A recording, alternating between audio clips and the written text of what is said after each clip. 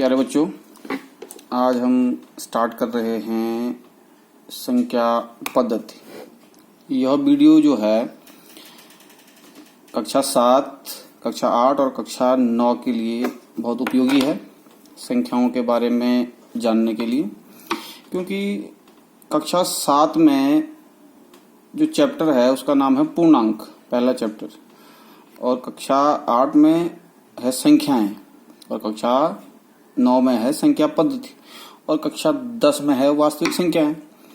तो ये सारा का सारा जो है संख्याओं पर ही आधारित है। तो इसलिए मैंने, क्योंकि वीडियो लंबा हो जाएगा, इसलिए मैंने पहले लिख के रख दिया है, उसमें आपको एक एक समझाता रहूंगा। तो ये वास्तविकता जो पहला ये बना रखा है कक्षा 9 के लिए बना हुआ है, लेकिन ये पुरानी हिस्ट्री है जो 7 में भी पढ़ना है, 8 में भी पढ़ना है और 9 में भी पढ़ना है। तो हम शुरू करते हैं कि प्राकृतिक संख्याएं किन्हें कहते हैं। सबसे पहला जो नंबर आता है प्राकृतिक संख्याओं का। प्राकृतिक संख्याओं का मतलब नेचुरल नंबर, इनको हम काउंटिंग नंबर भी कहते हैं। काउंटिंग नंबर्स यानी जो नेचर में हमको उपलब्ध हैं चीजें, माना आपको कहीं पे कुछ रखा हुआ है, आपसे कहा जाए कि इनको गिनिए, तो आप कैसे करेंगे? 1 2 3 4 5 6 7। तो इनको गिनने के लिए जो हमारे पास संख्याएं होती हैं उनको हम नेचुरल नंबर कहते हैं या प्राकृतिक संख्या कहते हैं। प्राकृतिक मतलब प्रकृति में जो हम गिन सकते हैं।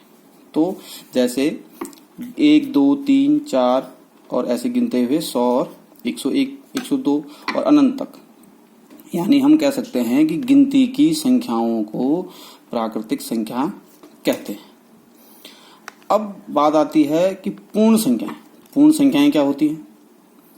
तो प्राकृतिक संख्याएं तो हम पढ़ चुके हैं। प्राकृतिक संख्याओं को में जब हम जीरो भी सम्मिलित कर लेते हैं, जो संख्याएं जीरो से शुरू होती हैं, 0 1 2 3 4 5 और ऐसे ही आगे बढ़ते जाएंगे, तो जीरो से शुरू होकर के जो ये संख्याएं हो रही हैं इनको हम पूर्ण संख्याएं कहते हैं। जैसे इसको हम W से प्रकट करते हैं, और प्राकृतिक संख्याओं को N नेचुरल नंबर से प्रकट करते हैं, और पूर्ण संख्याओं को होल नंबर W से प्रकट करते हैं। अब बात आती है पूर्णांक। पूर्णांक किसे कहते हैं? जब ये पूर्ण संख्याओं में ऋणात्मक संख्याएं भी सम्मिलित हो जाती हैं, पूर्ण संख्याओं में ऋणात्मक संख्याएं सम्मिलित हो जाती हैं, तो उनको हम पूर्णांक कहते हैं। जैसे ये हमारे पास संख्या रेखा है, संख्या रेखा पे ये 0 पूर्णांक है, और ये इधर जो हमारे दाईं तरफ है इनको हम धन पूर्णांक भी कहते हैं, और 0 से इधर इनको ऋण पूर्णांक कहते हैं, और ये शून्य पूर्णांक है। तो इसलिए मैंने यहाँ पे लिखा भी है कि ये 1 से लेकर के इधर तक प्राकृतिक संख्याएं, 0 से इधर ये पूर्ण संख्याएं, और जो ये आपको पूरी संख्या रेखा दिख रही है ये पूर्णांक है। तो ये बहुत उपयोगी है कक्षा 7 के लिए भी, कक्षा 8 के लिए भी, कक्षा 9 के लिए, कक्षा 10 के लिए। तो पूर्णांक को हम जड से प्रकट करते हैं। जड, अब जड क्यों लिखते हैं? इसका जर्मन भाषा का शब्द है जेलन। जेलन का मतलब होता है इसका गिनना, काउंटिंग करने को जेलन कहते हैं जर्मन भाषा में, तो इसलिए उसको जड से लिया गया।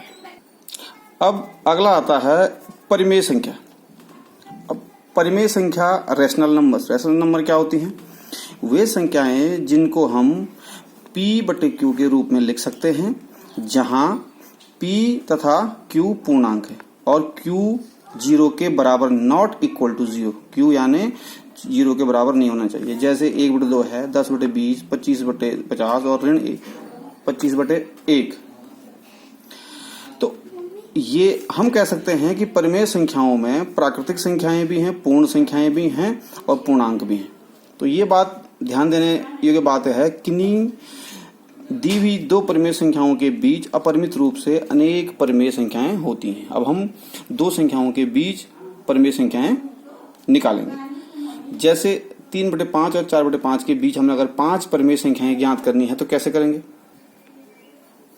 तो अब हम इसको, जब भी आपको कभी भी कोई भी संख्याओं के बीच परिमेय संख्याएं भिन्न दी हों, तो उनको मैंने को पहले भी कहा है और अब फिर कह रहा हूं कि जितनी संख्याएं दी हैं 5 निकालनी है तो 6 से इसके हर और इसके अंश में दोनों में गुणा कर दो। तो ये हो जाएगा हमारा 18/30 और ये हो जाएगा 24/30। तो इसके बीच जितनी भी संख्याएं आएंगी जैसे 19/30, 20/30, 21/30, 22/30, 23/30, ये सारी क्या हो गई, इसकी बीच की परिमेय संख्याएं हो गई। अब एक अन्य उदाहरण है, जैसे माना एक और 2 के बीच हमने परिमेय संख्याएं निकाली। इसके लिए भी ज्ञात करने के लिए हम क्या करते हैं, उन दोनों संख्याओं को जोड़ करके उसमें 2 का भाग दे देते हैं। ये 3/2, जैसे 1 और 2 के बीच में परिमेय संख्या क्या आ गई, 3/2। अगर फिर हमने अगर इन दोनों के बीच में निकालनी है तो हम क्या करेंगे, यहाँ 1 + 3/2 और इसको हल करके ये आपके पास इसके बीच की संख्या आ जाएगी। और इन दोनों के बीच की निकालनी है तो 3/2 + 2/2। इस तरह से हम इनके बीच की परिमेय संख्याएं ज्ञात कर सकते हैं। अब हमारे पास एक्सरसाइज का पहला प्रश्न है कि क्या 0 एक परिमेय संख्या है? क्या इसे आप P/Q के रूप में लिख सकते हैं, जहां P और Q पूर्णांक हैं और Q = 0 है? तो क्या कहेंगे, हाँ 0 एक परिमेय संख्या है, क्योंकि हम 0 को 0/1 और 0/2, 0/3 या 0/-1, 0/-2 इस रूप में लिख सकते हैं, इसलिए यह परिमेय संख्या। इसमें यह है कि Q = 0, यानी आपका हर 0 नहीं होना चाहिए। यहाँ अंश 0 है लेकिन हर तो 1, 2, 3 है, इसलिए यह परिमेय संख्या है।